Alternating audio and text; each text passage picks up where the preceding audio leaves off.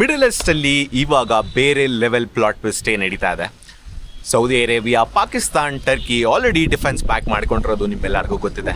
ಅದನ್ನೆಲ್ಲರೂ Muslim NATO ಅಂತ ಕರೀತಾ ಇದ್ದಾರೆ. ಇವಾಗ ರಿಪೋರ್ಟ್ಸ್ ಪ್ರಕಾರ ಇರಾನ್ಗೆ ಕೂಡ ಮತ್ತೆ ರಿಕ್ವೆಸ್ಟ್ನ ಕಳಿಸ್ತಾ ಇದ್ದಾರೆ ಈ ಪ್ಯಾಕ್ಗೆ ಜಾಯ್ನ್ ಆಗೋದಕ್ಕೆ. ವೆಯ್ಟ್, ಸೌದಿ ಮತ್ತೆ ಇರಾನ್ ಒಂದೇ ಗ್ರೂಪ್ ಅಲ್ಲ, ಇದು ಅವೆಂಜರ್ಸ್ ಅಲ್ಲ. Welcome back to another log of geopolitical series. ಇವತ್ತು ಏನಾಗ್ತಾ ಇದೆ ಮಿಡಲ್ ಈಸ್ಟ್ ಅಲ್ಲಿ ಅಂತ ನೋಡ್ತಾ ಹೋಗೋಣ.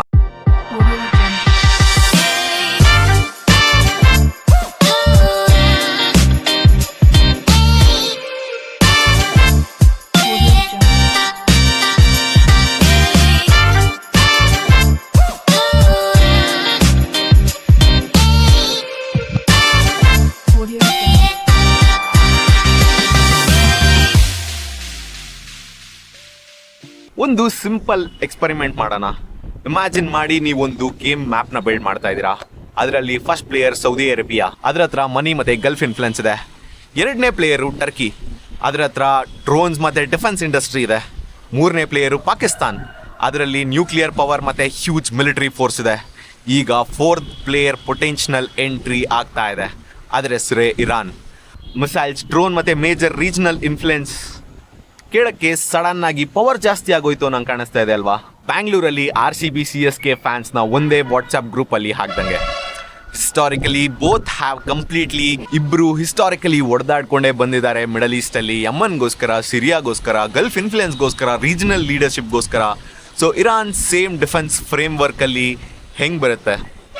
That's a big geopolitical twist ಅಲ್ವಾ? ಇಂಪಾರ್ಟೆಂಟ್ ಫ್ಯಾಕ್ಟ್ ಚೆಕ್ ಏನಂತ ಅಂದರೆ, ಇರಾನ್ ಈ ಗ್ರೂಪ್ಗೆ ಇನ್ನೂ ಜಾಯ್ನ್ ಆಗಿಲ್ಲ. ರಿಪೋರ್ಟ್ಸ್ ಹೇಳೋದೇನಂತ ಅಂದರೆ, ಇರಾನ್ಗೆ ರಿಪೀಟೆಡ್ಲಿ ರಿಕ್ವೆಸ್ಟ್ನ ಕಳಿಸಿದ್ದಾರೆ. ಬಟ್ ಪಬ್ಲಿಕಲ್ಲಿ ಇರಾನ್ ಯಾವತ್ತೂ ಅಕ್ಸೆಪ್ಟ್ ಮಾಡಲಿಲ್ಲ ದಟ್ ನಾವು ಈ ಪ್ಯಾಕಲ್ಲಿ ಒಂದಾಗಿ ಸೇರ್ಕೊಂತೀವಿ ಅಥವಾ ಇಂಟ್ರೆಸ್ಟ್ ಇದೆ ಅಂತ.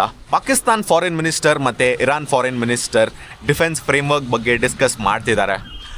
ಬಿಕಾಸ್ ಮಿಡಲ್ ಈಸ್ಟಲ್ಲಿ ಅಲೈನ್ಸ್, ಪರ್ಮನೆಂಟ್ ಫ್ರೆಂಡ್ಶಿಪ್ ಯಾವತ್ತೂ ಅಲ್ಲ. ನ್ಯಾಷನಲ್ ಇಂಟ್ರೆಸ್ಟ್, ಇರಾನ್ಗೆ ರೀಜನಲ್ ಐಸೋಲೇಷನ್ ರೆಡ್ಯೂಸ್ ಮಾಡಬೇಕು, ಸೌದಿಗೆ ಗಲ್ಫ್ ಸ್ಟೆಬಿಲಿಟಿ ತರಬೇಕು. ಟರ್ಕಿ ವಾಂಟ್ಸ್ ರೀಜನಲ್ ಇನ್ಫ್ಲುಯೆನ್ಸ್, ಪಾಕಿಸ್ತಾನ್ಗೆ ಇಂಟ್ರೆಸ್ಟಿಂಗ್ ಪೊಸಿಷನ್ನ ಹೋಲ್ಡ್ ಮಾಡೋ ಆಸೆ. ಸೌದಿ ಜೊತೆ ಫ್ರೆಂಡ್ಶಿಪ್, ಟರ್ಕಿ ಜೊತೆ ಫ್ರೆಂಡ್ಶಿಪ್.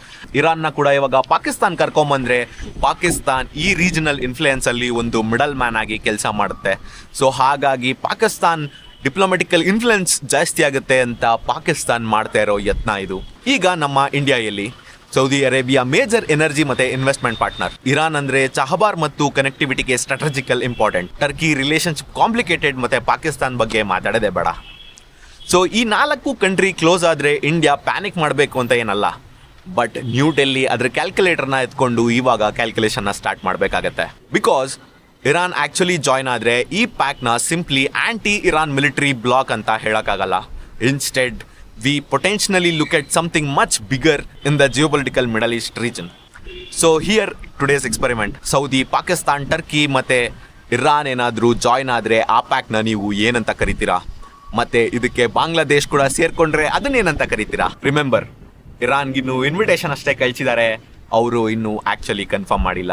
ನಿಮ್ಮ ಒಪಿನಿಯನ್ ಏನು ಅಂತ ಕಮೆಂಟ್ ಸೆಕ್ಷನಲ್ಲಿ ತಿಳಿಸಿ. ಇದೇ ಥರ ಇಂಟ್ರೆಸ್ಟಿಂಗ್ ಜಿಯೋಪೊಲಿಟಿಕಲ್ ವಿಡಿಯೋಗಳಿಗಾಗಿ ಫಾಲೋ ಮಾಡಿ, ಸಬ್ಸ್ಕ್ರೈಬ್ ಮಾಡಿ. ಮುಂದಿನ ವಿಡಿಯೋದಲ್ಲಿ ಸಿಗೋಣ. Until then, see you, tata, bye.